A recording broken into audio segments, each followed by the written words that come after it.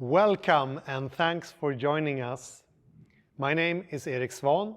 It's time again for an update of HUGSI, this year the 2021 edition. And we will see how the urban green spaces has developed since last year. If you have any questions or comments to what we present, please use the chat and we will answer either directly during the event or come back to you later. Again, warmly welcome. And as many of you may know, HUGSI is short for Husqvarna Urban Green Space Index. And we are quantifying greenness of global cities in 60 countries with objective and recurring satellite analysis. The HUGSI index is built up by our 6 green KPIs. And every year we survey the cities on their individual prime day to assess these KPIs. As a city, you can take advantage of this data to continuously quantify your urban green space, to track changes over time, and to benchmark with other global cities. It's like a fitness app for your urban green. And last time we presented an updated index was in December last year. And now we will share our findings from the new and updated index with data captured during 2020. And these are the numbers for this year's edition of HUGSI. 22 new cities added due to the Green City Challenge in the Netherlands, which I will tell you more about later. But this sums up to 177 cities in total, still covering 60 countries and 600 million people. So it's a truly global index. And this year, we have the new updated data. Let's dive into that and find out what has happened. How green are cities? Do they get greener? And this year, it's a bit special. Now we actually have 5 years of data to analyze for the original 98 cities that were with us since the beginning. So let's look into what has happened. First, the question we always pose, how green are cities really? And the new benchmark is 41%. So now you know. We have added 22 really green cities in the Netherlands, pushing up this year's average a lot, as you can see. And if we look at the different regions, we can see that Europe, the data for Europe has been pushed from 45 to 47% this year. So that kind of extensive growth. We have also seen some real improvements going in Africa, growing from 33% to 34% since last year, with no new cities added. So something has happened in Africa. And let's see what that can bring. Are cities getting greener? For all cities in the index, we are comparing land use from year to year, and the changes we deem either positive or negative from a vegetation perspective. So are cities getting greener? Not really, I'm sad to say. So it's the same situation as last year. And it actually a decline or a drop with 0.8% of the area that has developed from trees or grass into other hard made surfaces. So doesn't sound like a lot, but if you look at the absolute terms, that sum up to 78 million square meters of less vegetation in the cities that we cover. Another interesting aspect that we have seen is a drop in the amount of change during last year. So both the positive and the negative change has declined. So the amplitude of change has decreased. Let's look into these numbers to find out what it means. So on this graph, you can see all the positive changes that has happened in the regions during last year. So areas that has been developed from hard made surfaces into green space. And on the other side, we have the negative changes where green space has been developed into hard maze surfaces. And we have this sum that gives this sad negative score of 0.08%. We can see that we still have pretty extensive activity going in Central East Asia, equals China, both on the positive side but also on the negative side. So they keep and continue with their kind of heavy urban development. That's probably the reason. We can also see that Europe has a lot of negative change going, and last year Europe were actually one of the regions with a positive net. And they pretty much, together with others, saved the last year's score, so we weren't so much in the decline. But this year, also Europe have an overall decline in green space. And in fact, all regions report a negative net. So that's what brings this overall negative score. But as I said, the amplitude of change has decreased during last year. So comparing the pretty strong growth and development of green space that we saw during 2019 with the extensive development from green space, we can see that during last year, 2020, the amplitude of this change declined. And I think that's kind of interesting. What it means, we cannot really say, but let's see how this develops next year and onwards. Is this a trend, or is it just some sort of thing in the graph now, perhaps related to the global pandemic? We don't know. But let's come back to this and see how it develops over time. Still a very interesting finding. The first HUGSI index was presented in 2019. And already then, we analyzed data from 3 years previous to that, from 2016, for all the original 98 cities. And that mean that we this year have 5 years of data that we can look at and spot the changes over a longer period. And as we did before, we looked at the changes year on year. Comparing that kind of change cannot really spot and explain all the big shifts and trends that's happening. So now we can look into the 5 years of development, see what that can teach us. And we will look at these different variables. And for the original 98 cities, when looking and comparing all years of development, we can see first here in the green percentage that has increased from 34% covered by green to 35% in the city. So that's a really big improvement. Doesn't sound like a lot, but in absolute terms, it's enormous. Another really interesting KPI to look at is the health and vitality. And we can see that this has also improved over these years, from 2016 to 2020, from 0.57 to 0.63 on the score. And this scale goes from -1 to +1. And 0.50 is, and above is a really good health to the vegetation. So this is a strong improvement for these 98 cities. And summing these changes up into the development, we know that there's an increase in green space. We know that the vitality has increased. So in absolute terms, this means that the amount of green space in these cities has grown with 1.8 billion square meters. And that's a lot, as you can imagine.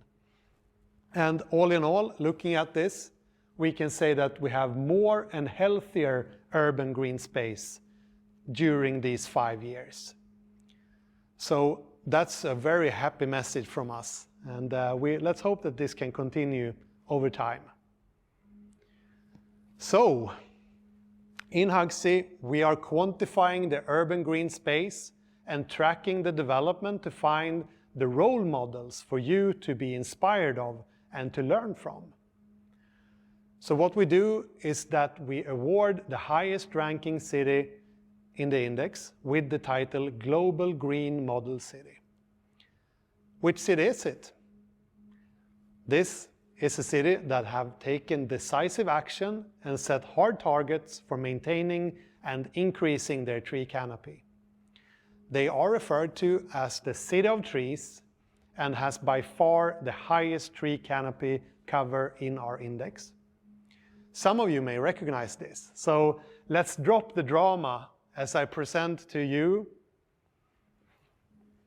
What city is it? It's Charlotte, North Carolina, USA. Global Green Model City for the second consecutive year.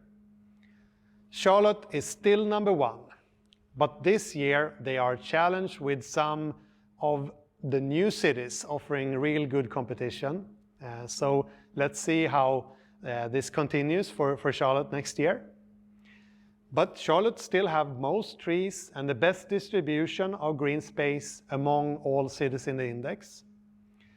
And to really get the inspiration and knowledge sharing going, we have met up with Tim Porter and Erin Oliviero, who works hard every day to preserve and protect and grow the urban forests of Charlotte. We made a video which I will premiere for you right now. I hope you like it as much as I do.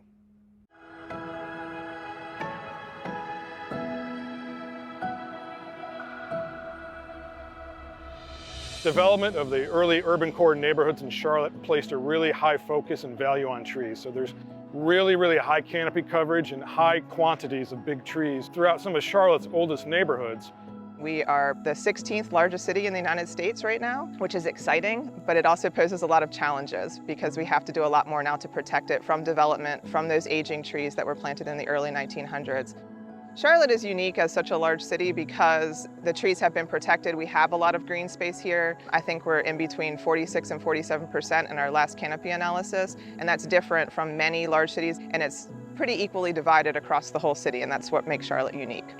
Some of the things that the Charlotte community does to really give us a great ranking for green space is these strong policies and preservation requirements, but also there's a really big emphasis on placemaking. So trees are important here. We plant to preserve a lot of trees. So those benefits, they're reached on a greater level, not just citywide, but they're scalable to certain neighborhoods. Charlotte's going to continue to grow, and we need to focus our efforts to really provide those benefits to every neighborhood on an equitable approach. We communicate with our citizens in many different ways. We are building our outreach program right now. We're actually in the process of creating a tree ID book to help people learn what trees may be in their backyards, which is exciting for us because we feel that if someone knows what the tree is, maybe they'll take a little bit better care of it. I think that's a great thing. So for next steps on innovation, City Council recently adopted the Comprehensive Plan, which is a plan guiding the growth of Charlotte till 2040. And in that plan, there's a high focus on tree canopy, both in the built environment and the kind of general tree canopy natural environment. But they're also very expensive to maintain, so we're trying to provide a community-driven program that helps folks maintain those large trees on their property. It's a really exciting time in Charlotte for trees. I am looking forward to all of the planning work that's going on and the citizens getting involved and helping to grow our tree canopy in the future.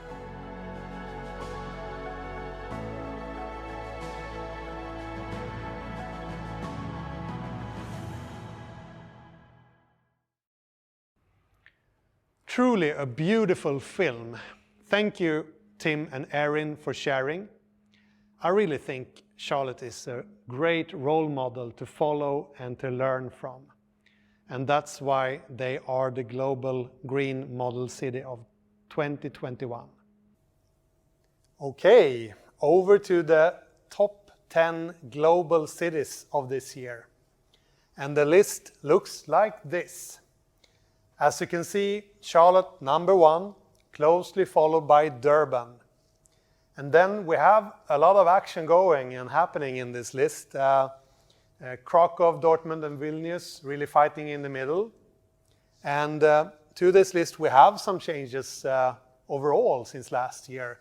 Like Zurich, that was once on this list, being pushed down by Hamburg. That is a real climber in this, making it into the top 10 of this year.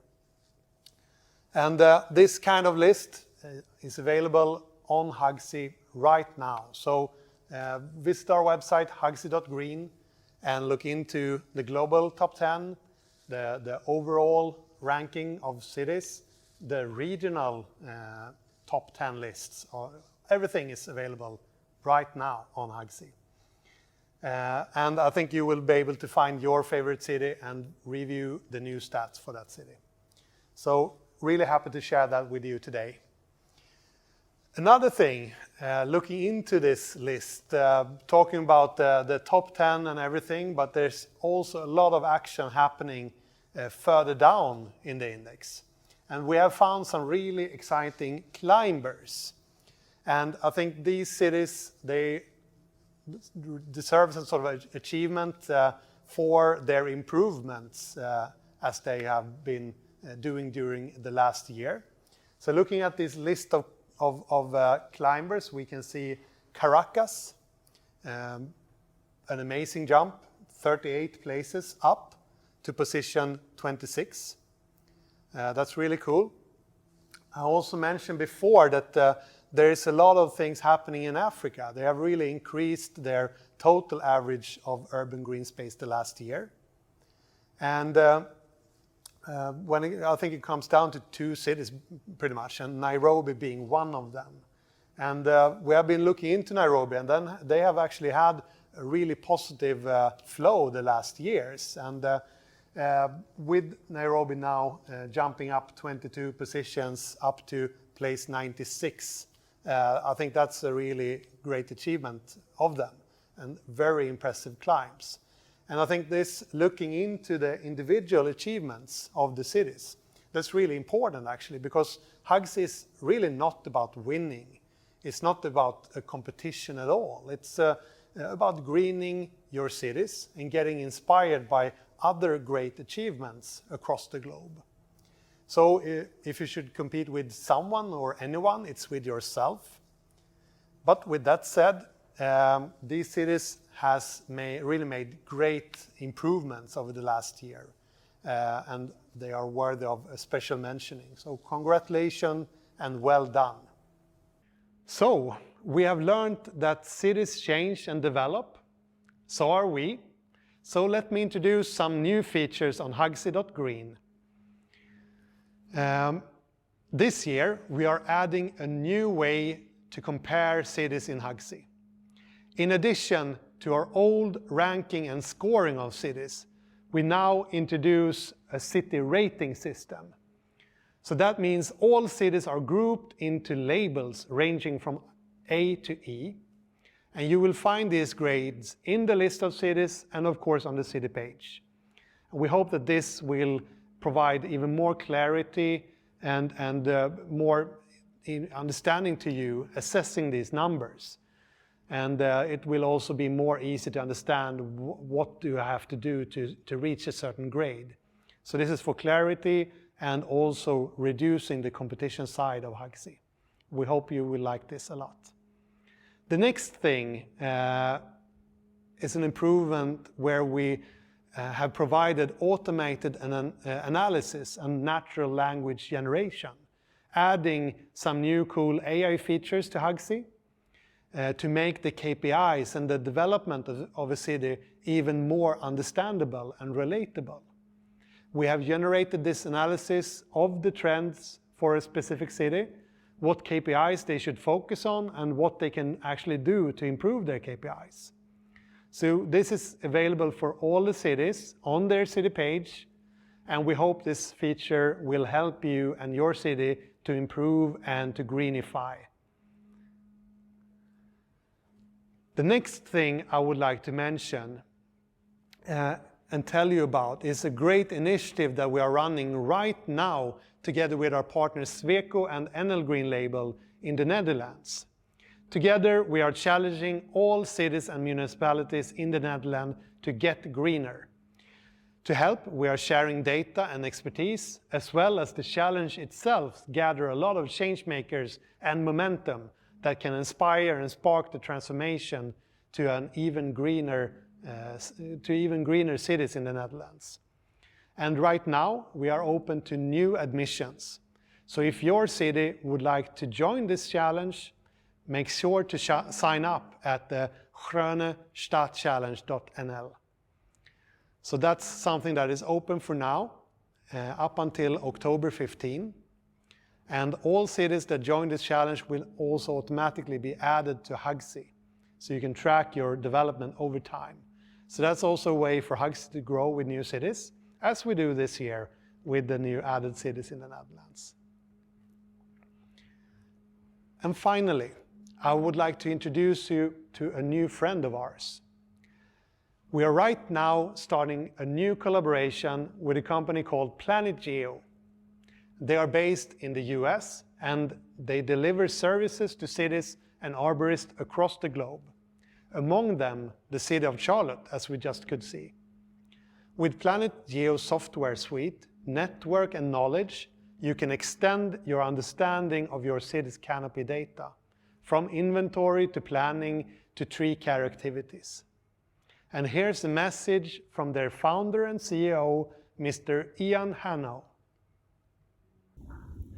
Planet Geo is thrilled to be partnering with Husqvarna on HUGSI, the first and only platform that is measuring and monitoring urban greening on a global scale. Our companies share a passion for healthy urban green spaces and technology. We will be providing a variety of content based on our experience with software clients and other projects around the world to help demonstrate the ways in which cities are achieving and sustaining their greening goals.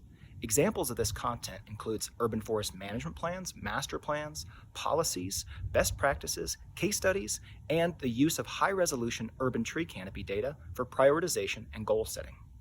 HUGSI is a lot more than just a satellite monitoring tool. It is a knowledge-sharing platform that we hope gets you very excited so that all cities across the world can be more green.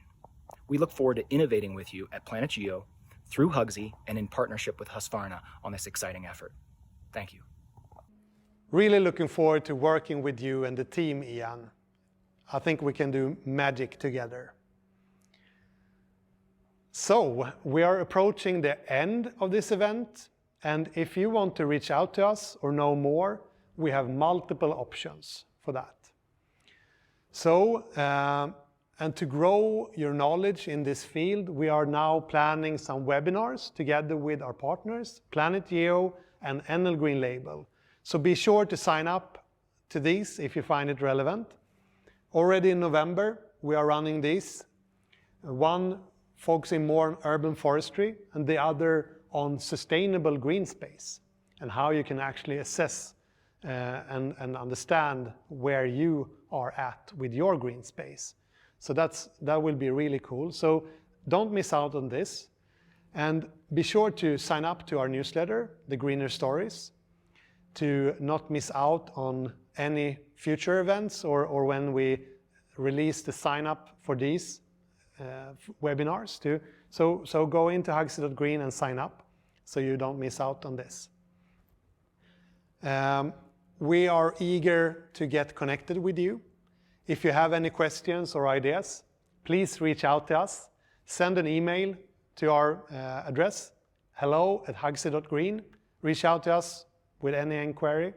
We will surely follow up on that. So super happy if you would like to do that. And also right now, you can go into HUGSI.green and download the latest edition of our PDF report with all the information available on the new index. So this new 2021 report is available now on HUGSI.green, so get your copy now. So it's time to part, and thank you for being part of this event. I hope you liked it and you learned something new. Be safe, take care, see you next time. Bye.